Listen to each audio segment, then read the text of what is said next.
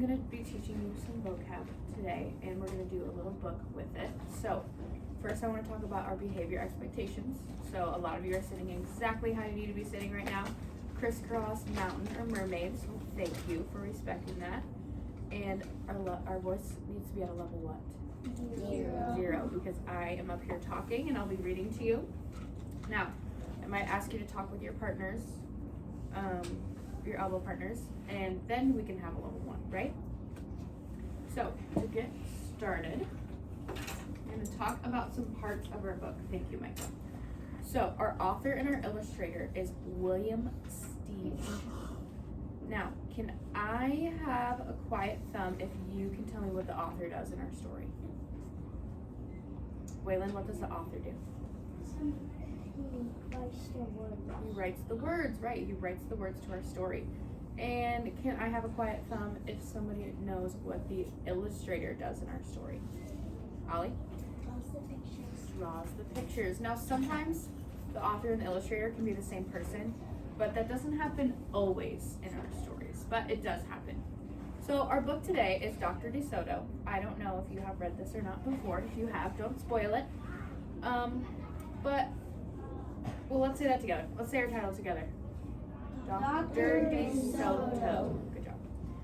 So can someone tell me how I know that this is the cover of my book? Actually, how about you turn and talk to your elbow partner, and then I'll call it. Because the titles are there. The title. How I know why this is the cover? You don't know? You're not sure? Okay. All right. Eyes back up here. Voices off. Does anyone have an idea why this might be the cover of our story? Rowan? Because the title's right there. The title's right here, and we have our author and our illustrator. Now, like I said, we're going to be learning a couple of new vocab words. And before we get into that, I want to know what you think about this front cover. What is this little mouse up here doing? Bailey?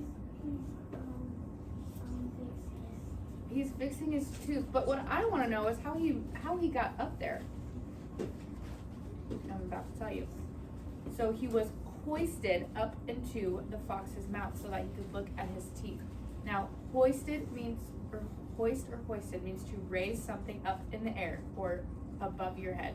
So, see how our class flag is hoisted up in the classroom? Yeah. Yeah, so hoisted is to raise someone or something up into the air. And I have a little sentence here too. They hoisted the flag above their heads. And I'm going to show you a couple more examples. Now, I have this. Looks like a construction machine. Does this look like it might be hoisted or was hoisted into the air? Give me a quiet thumb what you think. Hoisted or not hoisted? Yeah, why? Because it's Lifted. It's lifted in the air. Good job. Now I have a picture of this bucket. Does this look like it's been hoisted into the air? No. No, because it's on the floor. It's not above our heads. We're not waving something. I thought it was on the table because then it was kind of. Yeah, it does. It does look like it might be on the table, but it's on the floor. So, I want you to turn and tell your partner what to hoist something means.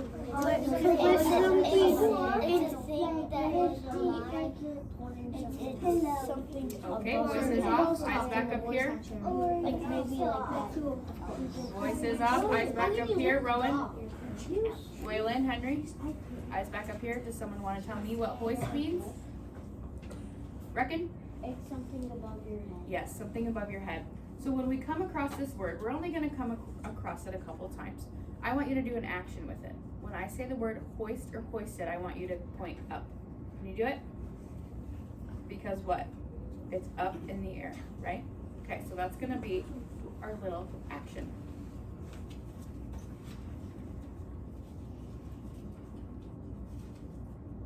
Okay. Dr. DeSoto.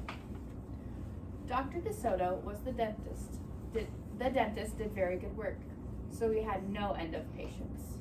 Those close to his own size, moles, chipmunks, etc., sat in the regular dentist chair. Larger animals sat on the floor, while Dr. DeSoto stood on a ladder.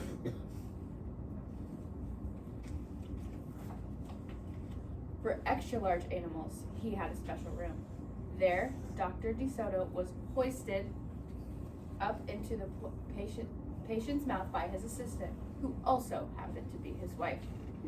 Really small. Can you see him up there? Yeah.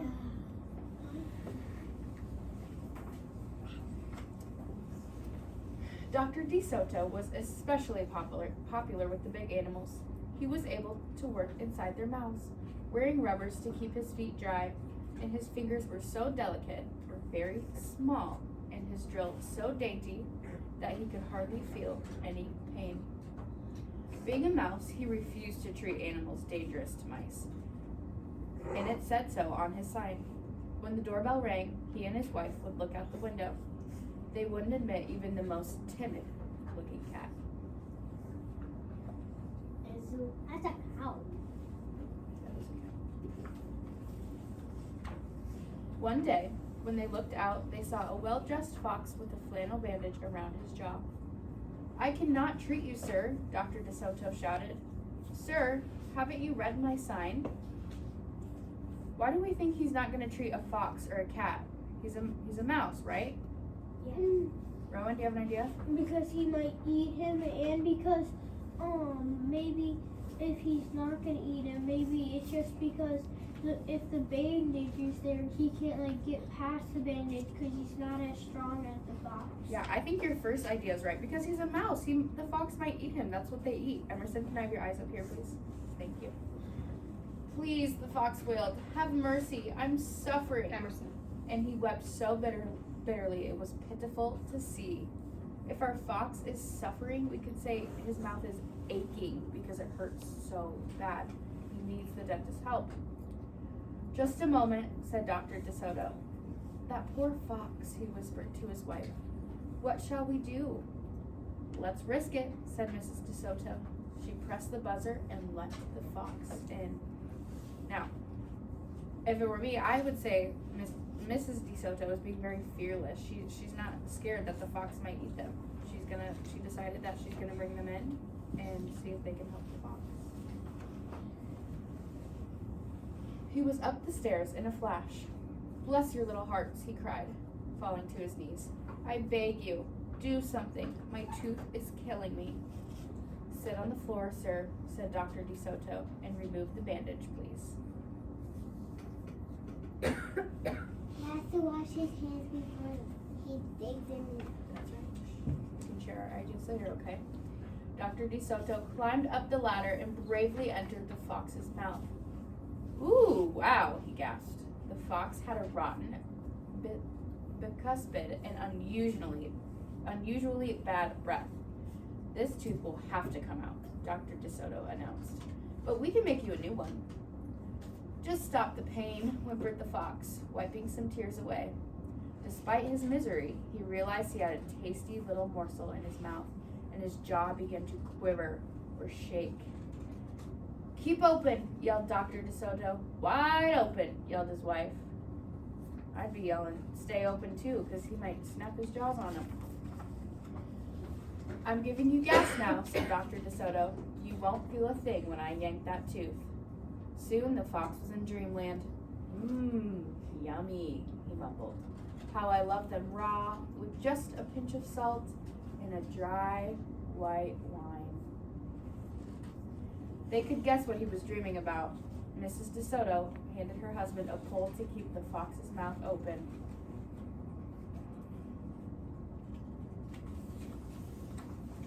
Dr. DeSoto fastened his extractor to the bad tooth. Then he and his wife began turning the winch. Finally, with a sucking sound, the tooth popped out and hung swaying in the air. The tooth was hoisted in the air. Oh yeah. "I'm bleeding," the fox yelped when he came to. Dr. DeSoto ran up the ladder and stuffed some gauze in the hole. "The worst is over," he said. "I'll have your new tooth ready tomorrow. Be here at 11 sharp." The fox, still woozy, said goodbye and left.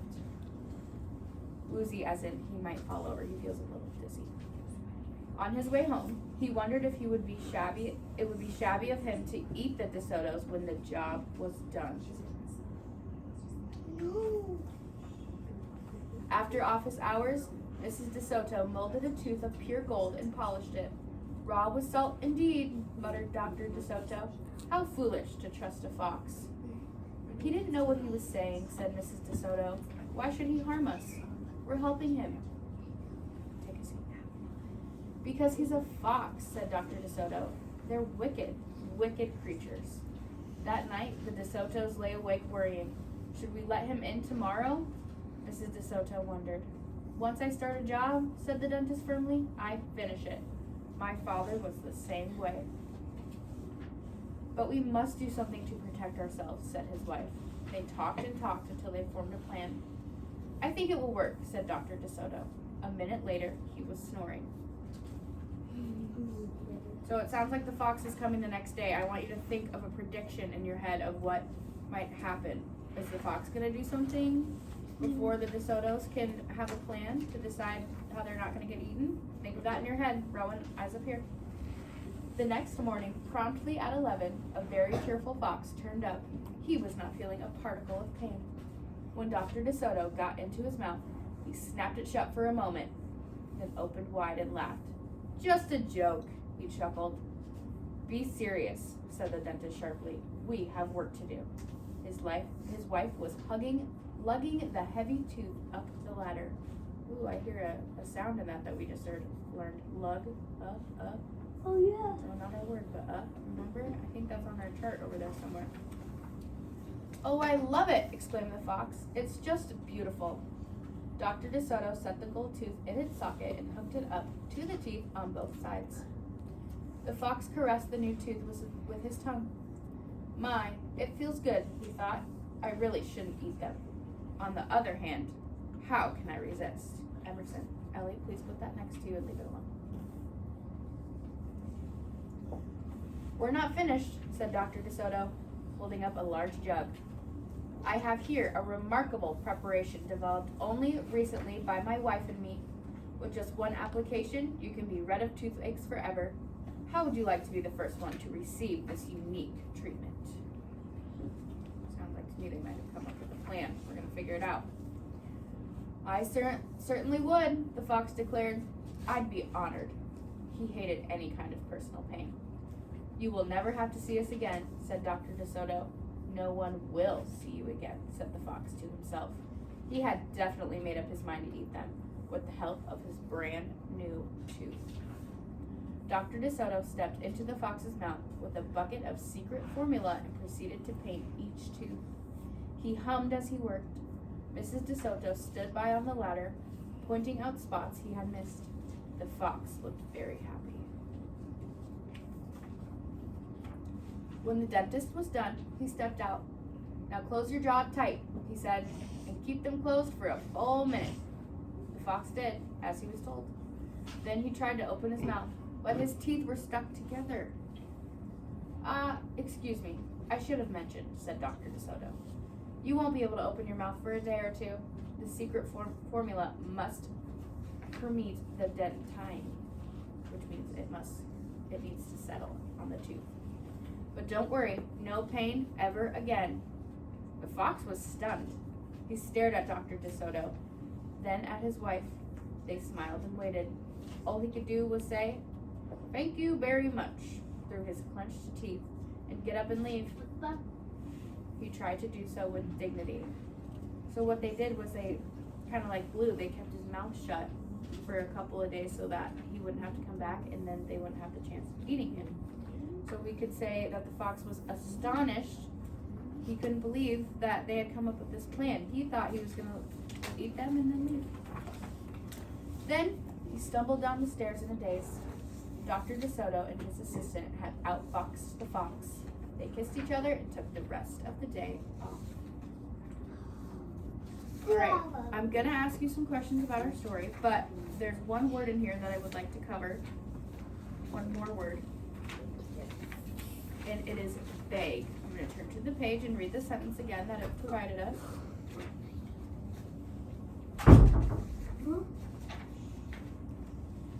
He was up the stairs in a flash. Bless your little hearts, he cried, falling to his knees. I beg you, do something. My tooth is killing me. Now, beg is to ask for something over and over, kind of in a crying or a dramatic way. Micah, eyes up here. We found out that the fox needed his tooth fixed, and normally the DeSotos would have said no because they didn't want to be eaten. However, he begged so much, he asked over and over, said that he was in such pain that they let him in. Now, I'm going to hold up a couple more pictures, like what we did with our word hoisted. And you're going to tell me if it looks like they might be begging or if they're just asking a regular question. Now, what about this girl? I want a quiet thumb up or down if you think she's begging or not.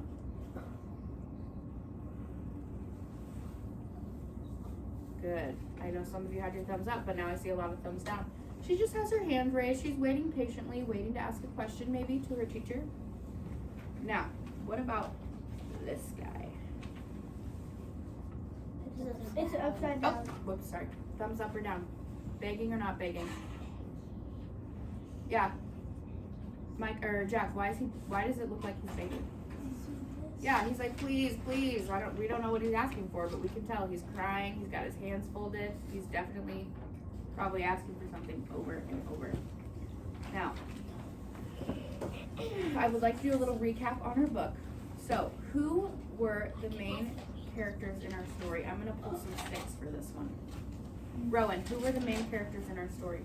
The two mice and the fox. Yeah, the two mice and the fox. And all fox. of the other patients. Yeah, he had some other patients, but we didn't get to learn their names or anything, did we?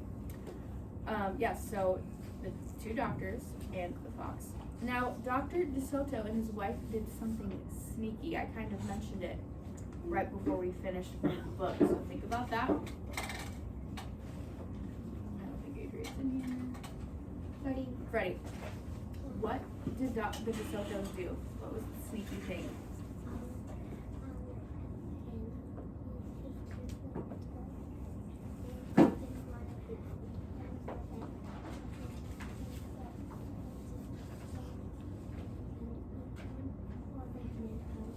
Yeah, he made a paste on his tooth, probably like super glue or something.